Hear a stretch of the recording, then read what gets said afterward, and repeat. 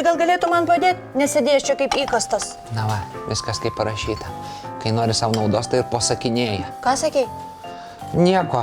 Aš sakau, kad aš nematau to prasmės padėti, nes vis tiek šitų produktų nevartosiu. Nuo kada stebuklinga aviečių arbata ir nepaprastieji Pyragauskienės sausainiai tau yra kažkokie produktai? Stebuklinga, nepaprastieji, taip. Tu šiandien tikrai kažkoks kaip nesavas. Geriau senelį pakviesk. Kai sužinai visą tiesą, tai jau žiūrėk ir nebesavas. Gerai, einu pakviesiu tą taip vadinamą senelį. Atsiprašau, ten jūs kviečia.